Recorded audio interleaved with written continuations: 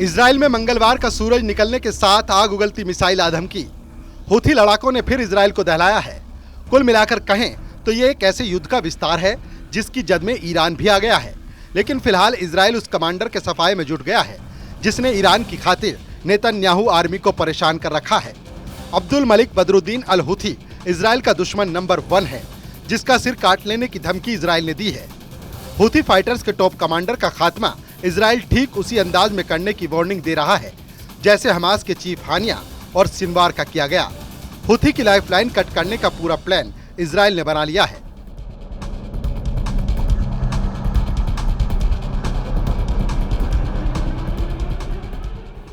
लेकिन इस मिशन की मजबूरी ये है कि हूथी लड़ाकों का हमला रुक नहीं रहा।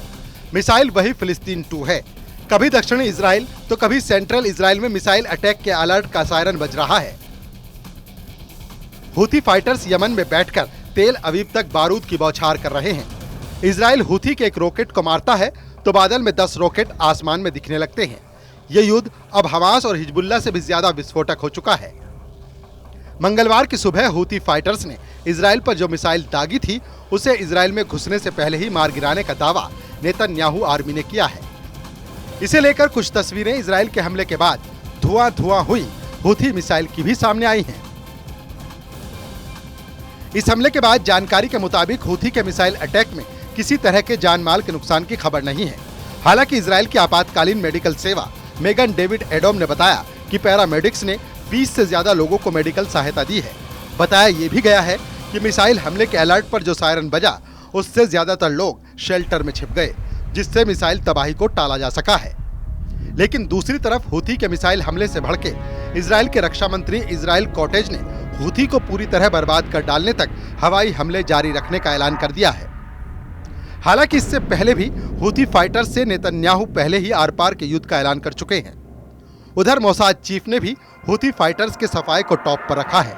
मतलब हमास और हिजबुल्लाह के बाद हूथी की तबाही की तैयारी पूरी हो चुकी है। हालांकि सवाल इसे लेकर कई हैं।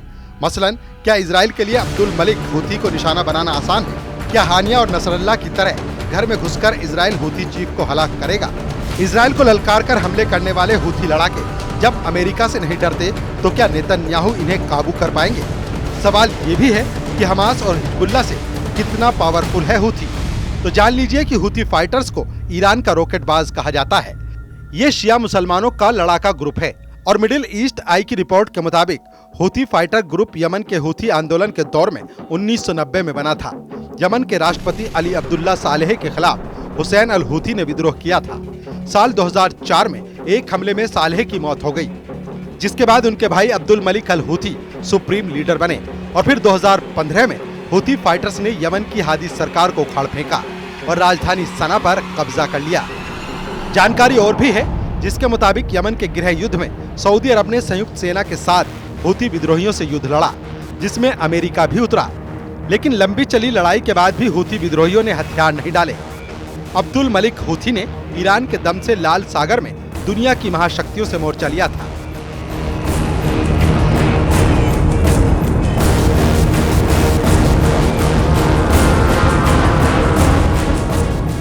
यमन में 1000 साल तक राज करने वाले हूथी लड़ाके हमास इजराइल युद्ध में फाइटर ग्रुप का साथ देते रहे हैं। हाल के दिनों में जब इजराइल सीरिया फ्रंट पर युद्ध में उलझा तब हूथी विद्रोहियों ने मिसाइल हमले शुरू कर दिए, जिसके बाद अब अब्दुल मलिक हूथी नेतन्याहू की हिट लिस्ट में टॉप पर आ गया है।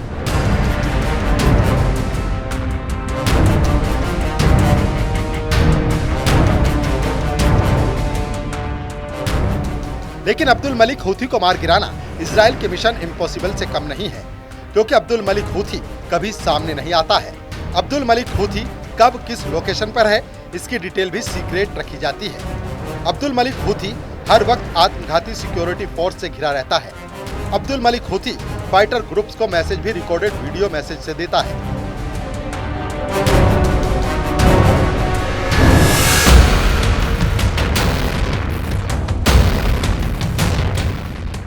हूथी फाइटर्स को चीफ के सभी ऑर्डर याहिया सरी के जरिए मिलते हैं। और अब देखिए ये तस्वीर।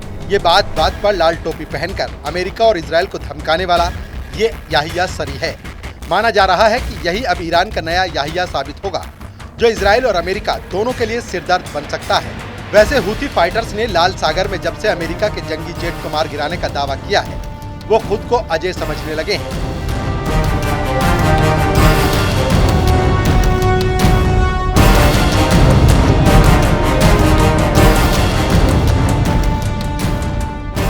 हालांकि इजराइल अपने दुश्मनों का क्या हाल करता है, ये हूथी लड़ाके अच्छी तरह जानते हैं, क्योंकि इजराइल से दुश्मनी करने वाले हमास चीफ इस्माइल हानिया को खौफनाक मौत मिली है।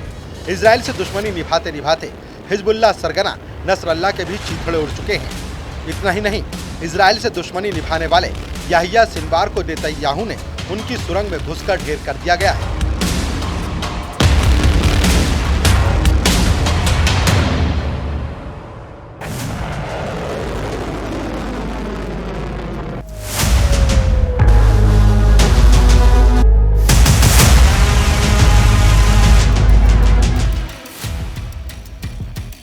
और इसके बाद इजराइल ने अब एक और दुश्मन अब्दुल मलिक हूथी का डेथ वारंट रिलीज कर दिया है। ये कहना गलत नहीं होगा कि इजराइल से दुश्मनी सिर्फ तबाही लाती है। इजराइल दुश्मन को दुनिया के किसी भी कोने में तलाश कर मारता है।